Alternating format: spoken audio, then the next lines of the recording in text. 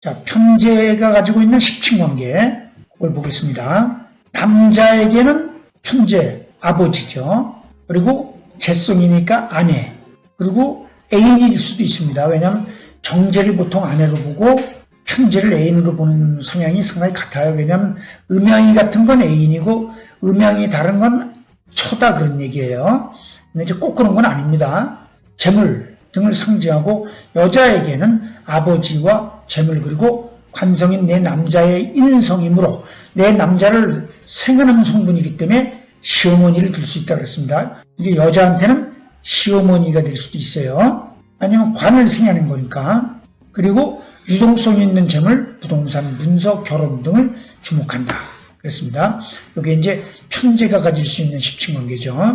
직업을 한번 보겠습니다. 편제는 현실적이면서 실리적이고 순발력을 요하면서 특히 재물과 관련된 직업이 좋으며 이에는 경제, 경영, 회계, 무역 등과 이와 관련된 교수, 학자, 공무원 또는 전문 직업인 금융, 보험, 증권, 의사, 변호사, 변리사, 비서 이 편제가 가질 수 있는 직업을 얘기하는 거예요. 이번에 얘기한 것처럼 꼭 이 직업으로만 해야 된다는 게 아닙니다. 편제가 가질 수 있는 직업, 유흥 서비스, 레크레이션, 요식업 등등이자 그런 얘기죠.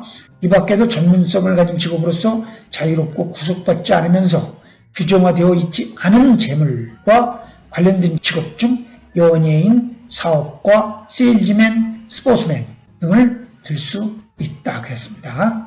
자, 대운의 적용입니다.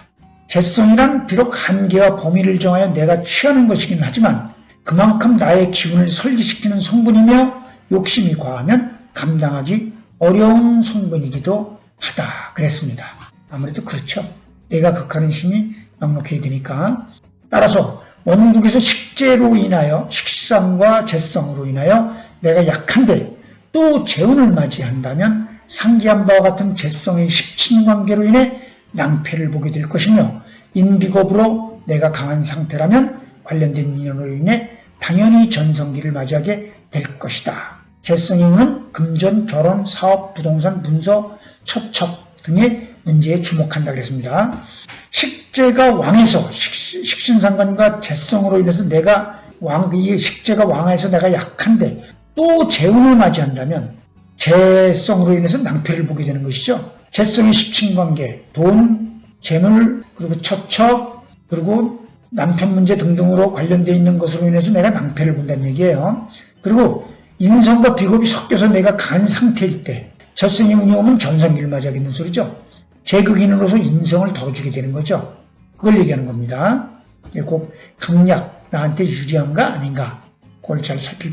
내가 강할 때는 재성의 운이 좋고 내가 약할 때에는 재성의 운이 오면 안 된다 그런 얘기예요. 간단히 얘기하면 비겁이 지나쳐서 관성의 극이 아름다운 사주인데 비겁이 지나쳐서 관성의 극, 즉 이 관극아를 얘기하는 거죠.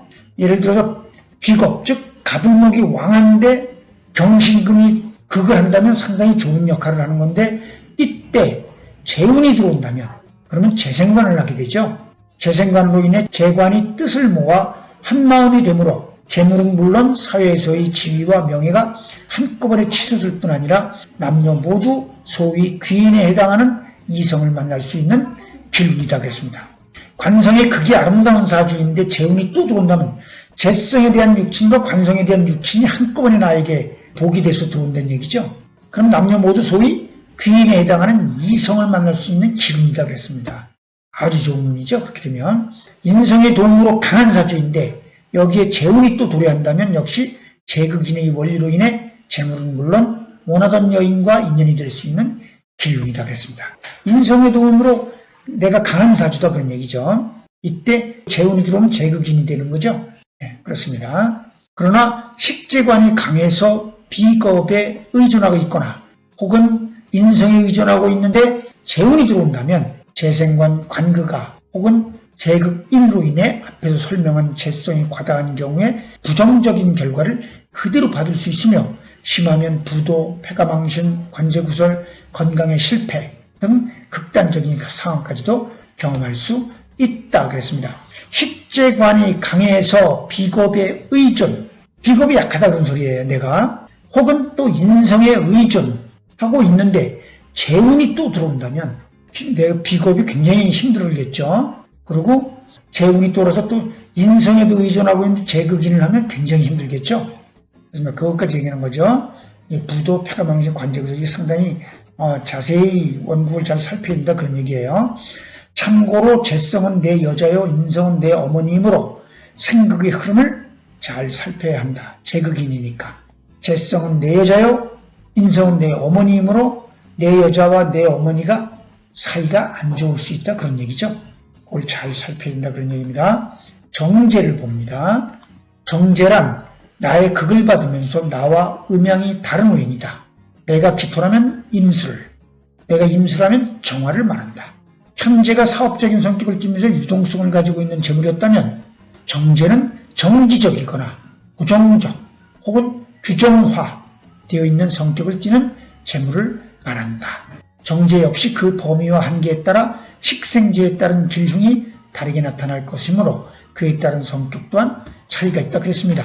정제는 정기적 월급 같은 경우 고정적 통장 안에 돈 또는 유산 규정화 되어 있는 성격이죠. 얼마 액수가 이렇게 규정화되어 있는 거 그런 걸 말합니다. 정제 장점을 먼저 보죠. 정제하면 일정한 돈을 받아야 되니까 열심히 노력하고 월급을 위해서 열심히 일하는 걸 의미합니다. 근면, 성실, 신용, 재능 등을 상징하며 안정적이면서 섬세하고 합리적이며 보수적이지만 자상하고 믿음직스럽다. 근면, 성실, 신용, 재능이 들어가야 되니까요. 성격이 모간하지 않으므로 환경에 대한 적응력이 좋다 그랬습니다. 네?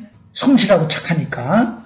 편제를 남편이 밖에서 돈을 벌어오는 것으로 본다면 정제는 아내가 집에서 살림하는 것이다. 비유를 한 것이죠. 현실적이고 규칙성이 있으므로 생각과 행동을 꾸준히 하나씩 차근차근 실천함으로써 주위의 상황과 조화를 이룰 수 있는 능력을 갖추고 있으며 그에 따라 대인관계 또한 원만하게 유지된다는 거예요. 성실하고 믿음성이 있기 때문이죠. 검소한 성격으로 저축심이 강하며 부당한 금전은 피하고 노력한 대가만을 바란다. 이성에게 인기가 있지만 무리한 모험을 하지 않으므로 가정의 문제를 일으키지 않는다. 정제의 장점입니다. 성실, 신용. 정제는 감성보다는 이성이다. 그렇습니다. 감정에 휘둘리지 않고 이성을 판단을 해서 정확하게 행동한다는 뜻이죠. 계획적이고 가정적이며 자제력을 갖추고 있으므로 충동적인 행동을 하지 않는다. 참 아주 사람으로서 아주 바람직한 성격이죠. 섬세하고 치밀한 성격으로 인해 정을 주기가 쉽지 않지만 한 번 주면 배신하지 않는다. 그러나 한 번 돌아서면 다시는 친해지기 어렵다 그랬습니다. 단점을 봅니다. 상계와 같은 장점으로 인해 부정적인 경우에 상대적인 단점 또한 뚜렷하다. 적극성, 융통성이 부족하므로 폭넓은 대인관계가 어려우며 생각의 범위가 자기 가족이나 주변을 벗어나지 못하므로 인색하고 답답하다는 느낌을 준다. 그럴 것 같아요. 약자를 돕고 싶어도 아까워서 돕지 못하는 소심한 면을 가지고 있으며 심하면 부부 사이에도 믿지 못하고 금전을 따로 보관할 정도로 의심이 많다. 이런 사람은 의처증도 조심해야 돼요. 예민한 감정을 다스리지 못해 표정 관리가 어려우며 훗날까지 마음에 두므로 그릇이 작다는 소리를 듣는다. 굉장히 소심한 거네요. 그렇죠? 많이 좀 답답하죠. 총체적으로 추진력, 결단력이 부족해 작은 사업은 가능하지만 독립적이고 규모 있는 사업을 운영해 나가기에는 배짱과 적성이 갖춰주지 못한다 그랬습니다. 그럴 것 같으네요. 단점을 보니까 정제가 과다한 경우는 편제의 경우와 크게 다르지 않다. 다만 정제가 가지고 있는 특유의 소심하고 답답한 성격으로 인해 가까운 사람들의 말을 듣지 않아 주위를 안타깝게 하는 일이 잦다 그랬습니다. 그럴 것 같아요. 10층관계 보겠습니다. 정처, 이 정제는 나와 음양이 다르기 때문에 일반적으로 볼 땐 정처라고 보고 또 나와 음양이 같은 편제는 애인으로 보는 경향이 있습니다. 우선적으로는. 그러나 꼭 그런 건 아니에요. 일단 음양 문제라서 그렇게 본다 그런 얘기죠. 정처와 애인 등 음양의 차이에 따라 다소 해석은 달리할 수 있으나 편제의 경우를 참고하면 크게 다르지 않으며 10층관계를 말하는 거죠. 유산이나 봉급 그리고 통장 안에 있는 돈과 같은 규정화되어 있는 재물을 주목한다고 했습니다. 월급 그죠? 유산, 월급, 통장에 있는 예치되어 있는 돈, 그런 돈을 얘기하는 거 말하는 거죠. 자, 직업을 보겠습니다. 편지에서 열거된 직업 중에 봉급처럼 규정화되어 있는 재물을 받는 직업, 우선될 수 있고 근면, 성실, 신용, 재능 등과 관련이 있으면 더욱 좋다 그랬습니다. 예, 이 정제의 성격과 관련이 있어야 된다 그 말이에요. 그 밖에 철학이나 심리학처럼 연구하면서 차곡차곡 쌓아가는 과학적인 분야를 들 수 있다. 예, 성격하고 맞는 것 같습니다. 그러나 정제라고 해서 꼭 규정화되어 있는 재물만을 요하는 것은 아니며 또한 규정화되어 있다 해도 사업가보다 소득이 많은 경우도 얼마든지 있다 그랬습니다. 예, 프로페셔널 같은 경우에 정해져 있는 돈이라 해도 연봉이 아주 많을 수도 있죠. 자, 대운의 적용을 봅니다. 음양의 차이에서 오는 상극합충에 의해 다소 변화가 있을 수 있으며 규정화되어 있는 재운이지만 역시 편제의 경우를 참고해도 무리는 없다. 같은 재성이니까. 다만 남자에게는 정재운이 결혼과 연결될 가능성이 크며 양간일 경우는 정제가 합으로 들어오므로 그 가능성은 더 크게 나타난다. 을목이라 해도 편재운이 들어오면 정재운이기 때문에 결혼의 가능성이 굉장히 커요. 그러나 양간인 간목일 경우에는 기토 정제가 합을 하는 정제죠. 그 때문에 거의 결혼 가능성이 크고 결혼한 사람이라면 애인이 생길 가능성이 큰 경우죠. 그러니까 이걸 유심히 봐야 됩니다. 여자에게도 원국에 따라 다소 차이가 있지만 재생관의 원리로 인해 남자를 염두에 두어도 무리는 없다 그랬습니다. 네, 맞습니다. 관이 약해가지고 결혼이 좀 늦는 사람이 재물운이 들어오면 재생관을 해주기 때문에 그렇게 될 수도 있다 그런 얘기입니다. 남녀 불문 길흉의 문제는 당연히 별개이다 그랬습니다. 다음 시간에 편관과 정관으로 넘어가겠습니다.